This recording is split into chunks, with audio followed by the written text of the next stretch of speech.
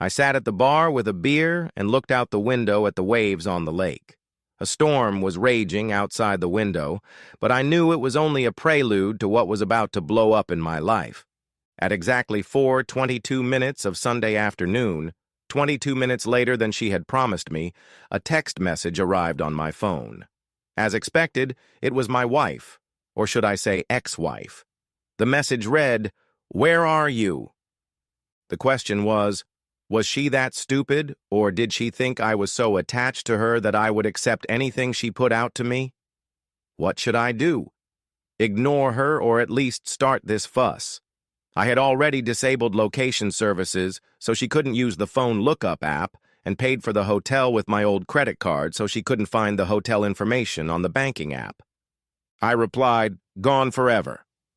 She instantly replied, "WTF." Then a few minutes later, "What do you mean I came home and wanted to give you your gift?" I laughed. "A gift." I replied, "No thanks, what you have to offer is no longer a gift." The phone rang, but I turned it off. It immediately rang again, and I disconnected it again. I sent another text. "Nothing to discuss. You did what you did, and now I'm doing what I'm going to do." Her reply took 20 minutes. Apparently, it took her a while to compose this message. It read, "Dan, what do you mean by what you're going to do? I didn't have much time this weekend. I explained everything to you. Now I'm back, and I want to give you everything. I'm making dinner, your favorite spaghetti meatballs. When can I expect you home?" I shook my head. She really hadn't listened to me all week, but she always had a tendency to sulk when she was obsessed with something. Fine. It was her own fault. I'm Dan Simpson and my wife is Marge. Yeah, we've heard every joke in the book and more. We've been married for 3 years now, but things have been a little strained lately, and I thought our marriage was going downhill until my wife got behind the wheel and crashed right into the middle of them. What I didn't know was that there was a snake sitting in the grass in the form of one of her co-workers. She, Jackie Devon, was the office party girl and had whispered in Marge's ear that my wife needed a little kinky to diversify our sex life. The affair began last Sunday. Marge had been acting strange from the moment she got home from work Friday night. For one thing, she hadn't been drinking after work. She usually came home at 7:30 with 3 or 4 drinks. This often led to arguments and, of course, a lack of intimacy. Today she was home at 5:30 and had prepared a very tasty curry for dinner. She threw herself at me on Friday night and again on Saturday morning. Instead of going to the gym and shopping on Saturday morning where she was supposed to meet Jackie, she asked me to go to the store and have dinner with her. Saturday night went the same way, a nice dinner and sex on schedule. On Sunday, she surprised me by saying, "Why don't we go out and play golf today? You haven't gone out with the boys in a while." This was not only unusual, but disturbing. She hated my friends and made sure that I and they knew it. I stopped playing golf on Sundays about 4 months ago because the insults were so horrible that I just couldn't take it anymore. I also knew she was distracted by something. She was spending a lot of time texting on the phone and seemed to be smiling cautiously as if she was trying to prove something to me. I decided to go golfing, but I was leaving with a queasy feeling in my stomach. I knew I was going back to something bad, but to what? By the time I had finished 18 holes, I was wishing I hadn't gone. My friends scolded me mercilessly for my fickleness. My game was so rusty that it hurt even me to look at it, and the butterflies in my stomach were unrelenting at the thought of what I'd find when I got home. I drank one soft drink and headed home as soon as possible. As soon as I walked in the door, I heard Marge talking on the phone. Before I could get close enough to hear anything, I heard her say, "He's home. He has to go. I'll talk to you later." Then she hung up the phone. She turned to me with a wide smile, but something about that picture was off, and asked, "Did you have a good game?" I wasn't going to play that game anymore. I needed to deal with it. So I replied, "No, terrible. Are you doing okay? Are you getting me ready for the big talk after dinner?" I realized I had hit a nerve because the mask slid off my face, the smile disappeared, and was replaced by a scared look. I just turned and headed up the stairs, saying, "Obviously you have something planned, so I'm going to go take a shower before we get to the big opening in your schedule." Yes, I was being a jerk, but I knew that this image of the perfect wife was not in my favor, and I wanted her to know it too. I was just drying myself off when Marge walked into the bedroom. She said, "Come downstairs when you're done. I want to propose to you. We both know our marriage needs a reset, and I think I've found it." Well, that was at least an improvement. For the past few months, she had adamantly refused to discuss our marriage. The problem was, who offered the solution, Marge or Jackie? If the latter, I had a feeling I wasn't going to like it. After changing my clothes, I went downstairs and found her sitting in her office working on her computer. We had a large double desk, meaning we could both work on either side of the desk, and we both had organized seats. I had my desk, printer and trays. She had her laptop, printer, and a large space that she had filled with junk, mostly magazines. I sat down across from her, and she looked up at me and smiled. She began to tell me her thoughts. "You look refreshed. I was hoping to talk to you after dinner, but you beat me to it a bit. You've been saying for months that our marriage was going downhill, and although I realized it, I didn't know what to do. Jackie noticed how depressed I was, and eventually elicited from me that I was worried that our marriage was going off course. We talked, and she said she was using some tricks to keep her marriage going." At this point, I raised my hand and interrupted. "I thought Jackie has been divorced twice and says she's never getting married again. Is she really fit to listen to marriage advice?" Marge looked at me. For the first time since I'd come into the office, I noticed she was wearing glasses. Marge needed glasses, but never wore them unless she was deep in thought about something. Obviously, this was serious to her. I only hoped it was reasonable. Both her husbands were older than her and a bit old-fashioned. "I know you're keeping up with the times." She reached into the stack of magazines and picked up the top one. She flipped through it until she got to a turned page that was clearly labeled. Jackie said she was going to use it to encourage her second husband, but he just couldn't see the benefits. "I can see it without difficulty, and I know your mind will certainly understand it." I picked up the magazine, but kept looking at Marge. I knew she had something to say, but was clearly waiting for me to start reading. She couldn't stand my stare and returned her attention to the computer screen. Slowly averting my gaze, I noticed that there were a few pages on her printer that she had just printed out. The first thing I did was close the magazine to see what kind of magazine it was. It was a women's magazine with a reputation for being a bit over the top. I knew she didn't buy this magazine, preferring more gossipy publications, so she had gotten it as a gift. I checked the date. It was over a year old. I looked up and saw her looking at me, biting her lower lip. When I looked up at her, she shifted her gaze back to the screen. She was completely startled by my reaction. The situation was not going well. I opened the book to the marked page and pulled back the folded page. The headline spoke volumes about the mess I was in. It read, "The answer to a drifting marriage. The cuckold who will make your husband ooze energy." I threw the magazine across the table. It landed on Marge's keyboard, and I just said, "No, no way in hell." She looked up at me and pleaded, "Why don't you just read it? There are examples in there of how it works, and the results have been spectacular." Jackie said her second husband had researched the topic and was interested in it, but ended up being too old-fashioned. By now I was taking deep breaths, trying to calm my anger, but nothing was working. I shouted at her, "If rejecting it is old-fashioned, then I'm just as old-fashioned as him. Even if you give it as a gift, it will be grounds for dissolving our marriage. If you go for it, our marriage is over, finito. Do you understand?" Jackie said, "You'll be upset at first, but you should see the benefits. I've shown you how I can be when I'm happy. This weekend went great. If you do this once a month, every weekend will be like this," she said in a voice that was half pleading, half whimpering. I didn't think she noticed it, but it got on my nerves like someone running their fingernails across a chalkboard. I shook my head. "Marge, this weekend was fake. Not only will I not accept what you're offering as payment for promiscuity, I promise you I'm walking out the door and never coming back. No ifs, no buts, no attempts at advice or reconciliation. Do I need to explain anything else? When I stood up, she picked up the pages of her printer. Read these articles. They're articles by men who live this lifestyle. Look at how excited they are. I think after the first weekend, I'd be happy to let you see them if you want to. At those words, she twirled her hair, which was supposed to look flirtatious, but under the circumstances made her look like a harlot, begging for business. I glanced at the pages.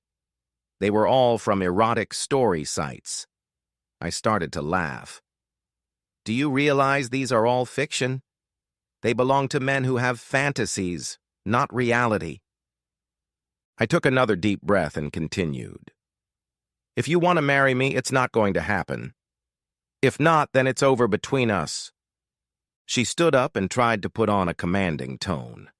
For God's sake, Dan, stop doing this for yourself for once. We need to revitalize our marriage, and this is the quickest way to do it. I need support, and you need something to motivate you.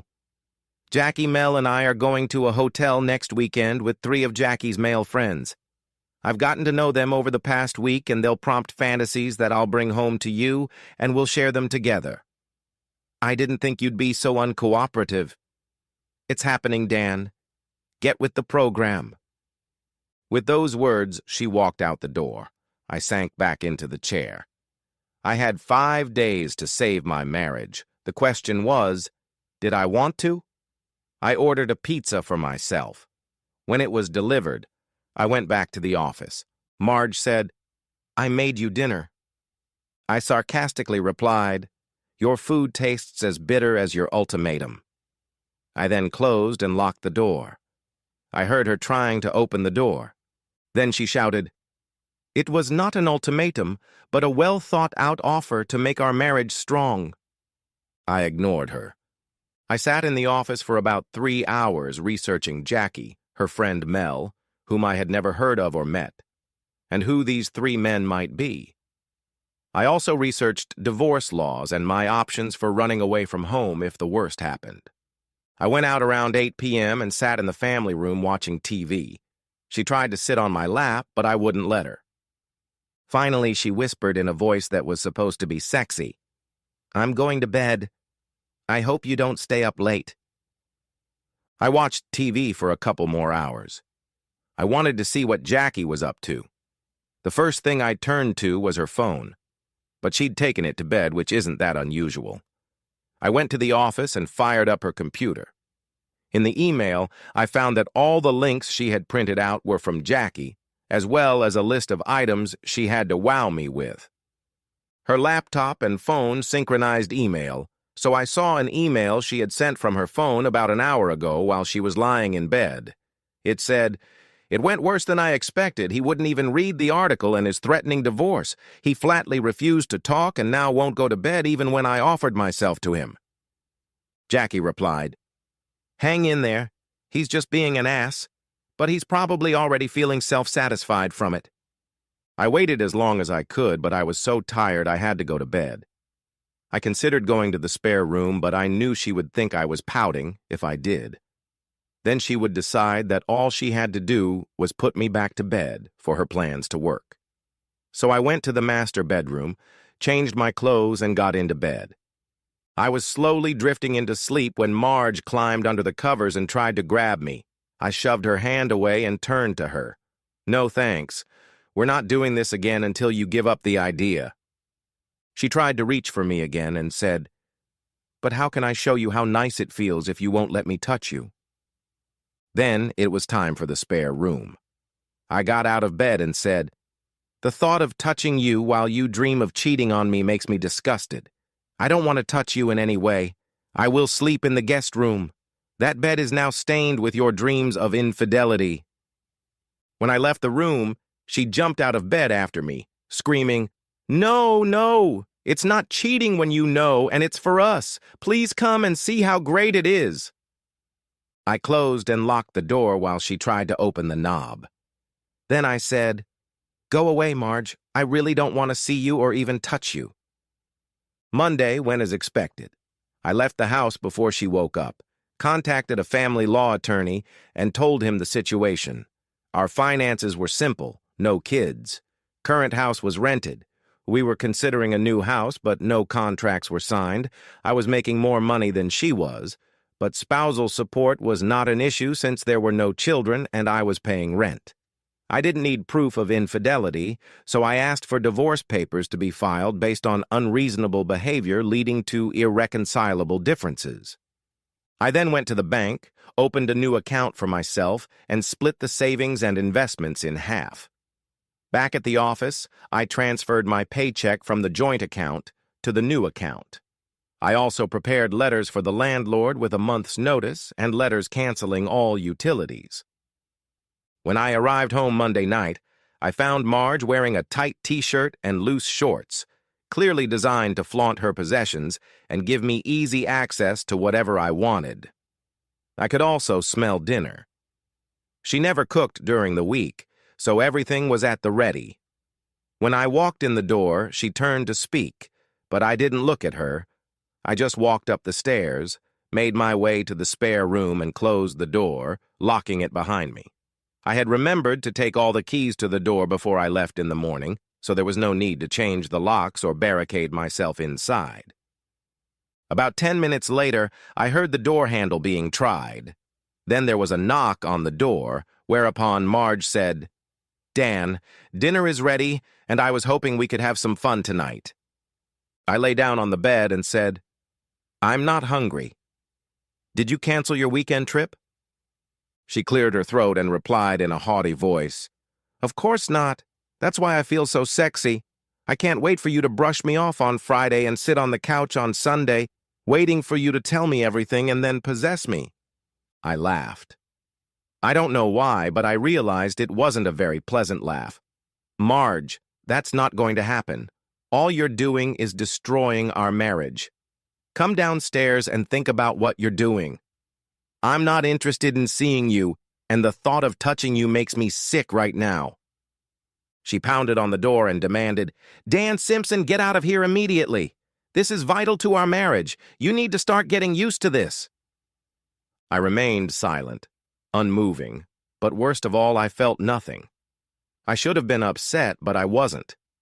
I would grieve about my marriage later, but right now I just wanted it to be over, and was beginning to hope that she would pull herself together and I could begin the divorce. Tuesday morning, I got up early and headed to the bathroom to take a shower.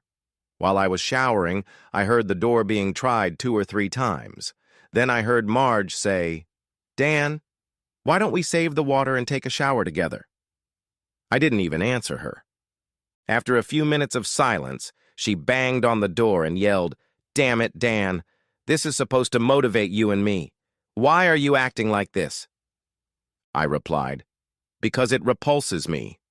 I have no desire to participate in your disgusting fantasies." There was silence for a few more seconds. Then she spoke. "Look, Dan, here's what we're doing. I'm offering myself to you now. If you don't want to, fine. I'm sure you'll be even more horny by Sunday night." I dried myself off and got dressed and then left the house without approaching her. On Tuesday, I checked local real estate and found an apartment for a month on the opposite end of town. I couldn't move in until the following Friday, so I booked a hotel in the mountains. It was winter, so it was cheap here this time of year. I got a job the following week and waited for the hammer to fall on my marriage. We avoided each other on Wednesday and Thursday. This was very easy since I lived in my room. Thursday night, I printed out and signed all the letters, enclosing in each one a check for expenses until the case was closed. Friday morning, I was sitting at the kitchen table waiting for Marge to come down the stairs. She walked into the kitchen carrying a briefcase. When she saw me, her face broke into a wide smile, and she walked over to me, holding out her arms for a hug. "I knew you would come and be here to see me off. I hope you're as excited as I am." I held out my hand, preventing her from reaching me, and replied, "I'm here to see if you intend to continue your venture. If so, I will leave home and never return. Do you understand?" She became visibly angry and hissed at me. Dan, I expect you to be here at 4 o'clock on Sunday afternoon. This is how our marriage is supposed to progress. If you're not here, I'll pull the plug on you for a month. I laughed at her illusions. You're not listening. If you do, I'll shut you off for life. I'll be home at 7 o'clock at night. If you're not there, our marriage will be a thing of the past. All day I was useless at work. I left the office early and went to the lawyer's office. He drew up the paperwork and I showed him the bank statement confirming that I had split everything 50-50. We agreed that at 8 o'clock Monday morning, my wife should be served with a summons to appear in court at her place of residence. As I was leaving the attorney's office, I received a text message from an unfamiliar number. It contained a picture of my wife with a man holding her hand, and they were standing at the front desk of a hotel I didn't recognize. The message read, "It's time for you to become a cuckold, wuss." I showed it to the lawyer, who took copies. I immediately went to the post office and mailed various letters, then went back to my former home where I packed a bag to have enough for a week. I put the rest in my car and drove to a short-term storage facility where I rented a room for a week and left all my stuff. From there, I drove to a hotel in the mountains, checked in, and headed to the bar to start the wake for the death of my marriage. As the rain whipped against the big window and I felt the warmth of the big open fire and iced bourbon, the first text popped up on my phone. I smiled when the second message popped up. WTF? I wondered if she really thought I was going to be her cuckold, if she really didn't understand me at all. A few minutes later came a message from the same unknown number that had sent me the picture on Friday. It said, "Hey Dan, it's Mel. Why didn't you come to see Marge? She's so confused and even says your stuff is missing from the house." I ignored the message, and 5 minutes later, the phone rang from the same number. I picked it up. "What do you need, Mel?" She didn't expect me to be so brief with her and stuttered a bit before she corrected herself. "Dan, your wife is waiting here for you to pick her up. What the hell are you playing at?" I simply said, "That dumb bitch has nothing I want and nothing I want back. I told her that if she did, it was over between us. She did, we're done. Don't bother calling back." With those words, I hung up the phone. Immediately afterward, another number called. This time the caller said, "Dan, this is Jackie. What did you mean in your message when you said, 'we're done'?" I laughed. "What do you think it means?" Jackie was furious. She said, "Dan, I have no idea what that could mean." I couldn't help myself. "She'll find out tomorrow," and hung up and turned the phone off. I turned the phone back on at 7:30 in the morning. The lawyer was supposed to call me as soon as she was served with the summons. As soon as I turned the phone on, messages and voicemails poured in. I counted at least 40 messages, and the voicemail was full. I looked through them, and they were all from Marge, Mel, or Jackie. I noticed that the last voicemail message was around 1 o'clock in the morning, and the last one was 15 minutes ago. I deleted all the messages, but left the voice messages so she couldn't leave anymore. At 8:05 a.m., my lawyer called. I answered, and he said, "She was served with a summons at exactly 8 to 11 in the morning. There were 2 women in the house with her. They tried to get the bailiff to take the papers, but he naturally refused, advising her that she was legally obligated to take them. Something will happen in the next few minutes." I thanked him and hung up. At this point, I received 3 messages. The first was from Mel. "You heartless bastard." I ignored it, but blocked her number. Naturally, the next message came from Jackie. "So you're just another dinosaur." I replied, "Yes," and blocked her number as well. The last message came from Marge. It said, "Why, Dan, I thought you were okay with it." I had to laugh. I replied, "I've made it clear that I don't agree with your plans, and if you continue, it will mean the end of our marriage. Get a lawyer and let's end this farce." I left the room and headed for breakfast. There were quite a few people staying at the hotel, and the breakfast was very good. I was just finishing my coffee when my phone rang. I looked at the screen, expecting it to be Marge, but she wasn't there.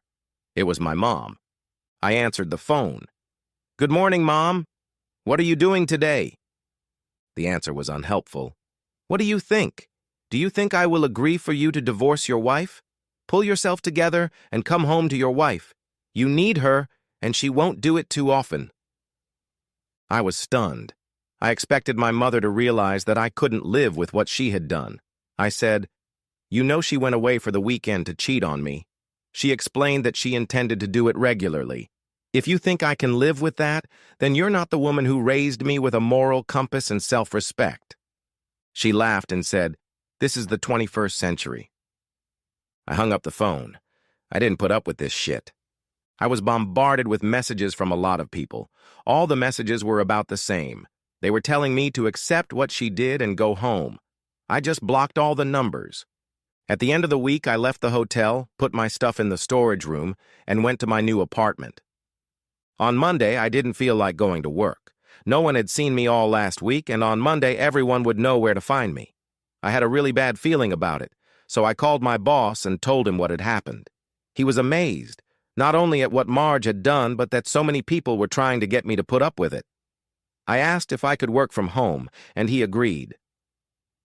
At 10 o'clock on Monday morning, he called me and said, "This is ridiculous. Marge, your mom and 2 or 3 other people are calling every few minutes asking to talk to you. When we say you work from home, they demand your address. Now Marge and your mom are in the reception area and basically causing a problem by refusing to move away from the front desk. You need to do something, and you need to do it immediately." I called my mom. She immediately responded, "Where the hell are you? Why are you ignoring your wife, and why haven't you picked up the divorce papers?" I took a deep breath. The divorce papers won't be withdrawn. I don't want to ever be with my soon-to-be ex-wife again. I'm working on a new house and will be petitioning the court for a restraining order. She laughed and said, "Do you think that will bother me?" I laughed back. "Probably not. But the prison food you will have to eat will." I hung up the phone and called my attorney. I gave him the full information and my boss's number.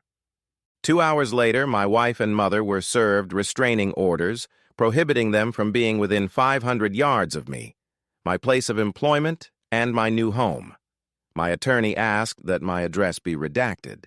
That at least silenced the office, but they were calling me 24 hours a day, and I had no choice but to block them. 3 months later, we were sitting in court. Marge had hired a lawyer with a plan to derail the divorce. At first, she claimed her behavior was unreasonable, saying the weekend wasn't about sex. The photo and its caption overrode all arguments, but we were forced to confirm the photo and had to find out where it was taken. Luckily, one of my attorney's staff recognized the hotel, and we were able to get the hotel's security footage to confirm the photo and the time. My mother, Marge's friends, and even my sister testified under oath as to why we should stay together. And at today's hearing, they were to testify, and Marge was to file for forced couples counseling. By this time, I was tired of the agony. Every time I went outside, I met someone pressuring me to go back to Marge. I was harassed at the grocery store by an uncle my wife had contacted to ask him to talk to me. Some of my evangelical clients were cutting back on my orders, saying they wouldn't work with me until I returned to my marriage. One neighbor even harassed me on the street, trying to drag me back to Marge. No one knew I had applied for a new job 600 miles from home. I gave my notice, worked my ass off, and quit my old job. A week later, I started my new job. I didn't go through any counseling, and she might not have noticed. The judge announced the decision in the case, and Marge's lawyer got down to business. He said we were a happily married couple, and everyone who knew me thought I was making a huge mistake. He called my mom, my sister, and several friends or former friends to testify. They all spoke about our marriage and urged the judge to deny the divorce or at least order marriage counseling with instructions that I engage in reconciliation. Marge then stood up and made a strong plea to the judge. She began, "Your Honor, my husband and I have been together forever. We have been the perfect couple. Both of our families see that, and we will provide a loving and stable home for children, many children. Yes, I made a terrible mistake listening to people I thought were friends, but I realize now that they just wanted me to be like them. I am begging you to stop this divorce and send us to counseling. I know that if Dan listened to me, his mother, and all of our friends, he would understand the effort I have made to make things right, the steps I have taken to make sure this never happens again, and the love I have for him and only him. Please, Your Honor, don't grant the divorce. Make it so that he comes back to me and our marriage is strong and lasting.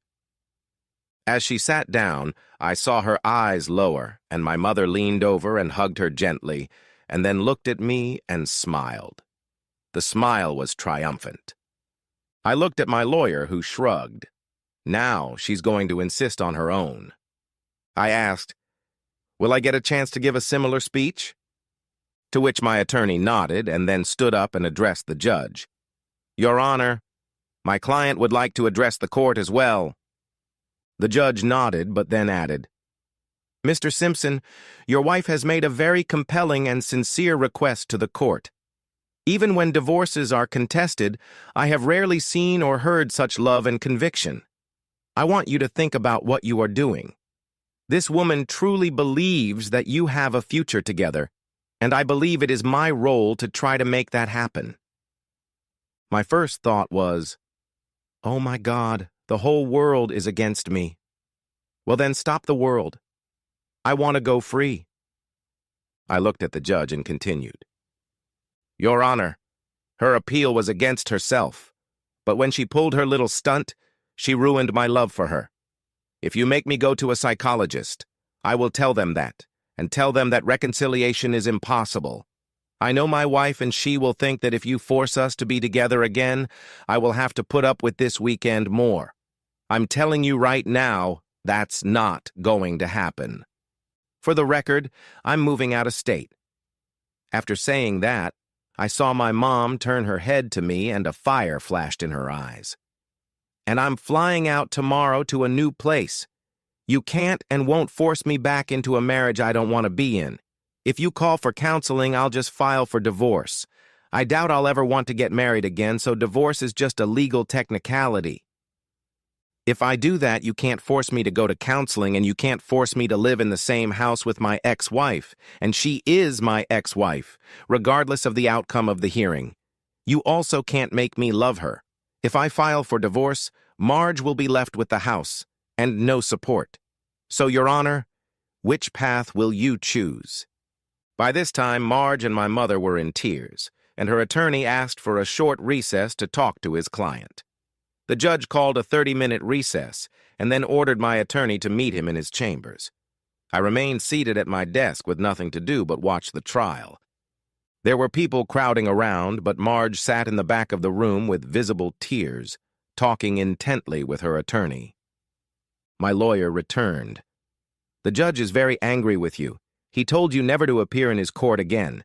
If Marge asks for counseling, he will schedule it, but if you stall on the divorce, he won't and can't stop you.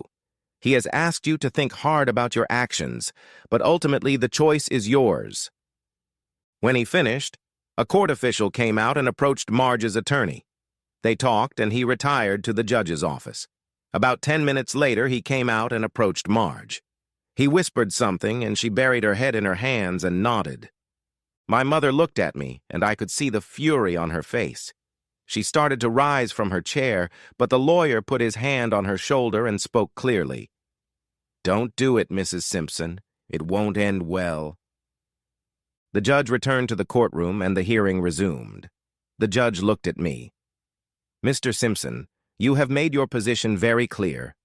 If I schedule counseling, you will effectively leave your wife destitute because of the rented house. Of all possible outcomes, that would be the worst. Therefore, Mrs. Simpson, for your own good, I'm not granting your request for counseling. I am granting the divorce based on the financial situation outlined by your attorney." Essentially, she was getting most of the savings. I didn't care. I was free. I heard the banging of the gavel, got up out of my chair, and was out of the courtroom before anyone could get to me. I was scheduled to fly out the next morning at 6 o'clock and checked into a hotel at the airport. Everything I owned was in my new apartment. My plan was to leave the city as quickly as possible so no one could find me. A cab took me to the hotel, and I spent the night in my room eating food. My old phone number had been disconnected long ago, so no one could track my phone or call me, but I knew my mom would scare the city for me. She wasn't going to give up. I checked out of the hotel at 4 in the morning, and at 5:30 I was already sitting on the plane. My new life stretched ahead of me. 6 years had passed since that day in court. My new job had settled in, and I was now a senior manager in the engineering department. I was just finishing getting ready for dinner when the doorbell rang. I opened it without looking through the peephole and saw Marge and my mother standing in the hallway. I just looked at them. "So even now you don't want to let me go?" My mom practically pushed me away from the door, and then they both walked into my house. I closed the door and walked in after them. Without invitation, they both sat down. My mom started. "Well, Dan, I thought you'd stop nagging by now. We found you 6 weeks ago when you registered to vote in this town. Marge found a new job in the neighborhood and is going to move into this apartment. She needs you, and you need her. I bet you're miserable without her." I only smiled as I heard the sound of the door opening. Callie shouted, "I'm home!" and walked into the living room with a smile on her face. My mom, who had another of her triumphant smiles on her face, barked at me. "Who's that?" Marge's face, meanwhile, had gone pale, and Callie stood with her hands on her hips, looking at the two people who were staring at her. I said, "Callie, please meet my mother and ex-wife. They just stopped by to visit me, but I think they will be leaving very soon." Callie turned around. I saw Marge put her hand up to her mouth. All my mom could say was, "Is this yours?" The smirk on my face told her everything she wanted to know. I said, "Don't worry, Callie, I'm not unhappy." With those words, I took my mom's hand and said, "I think it's time for you two to go back to your lives and for me to go back to mine. Goodbye." I pushed them both out the door and turned to Callie. "Dinner's ready.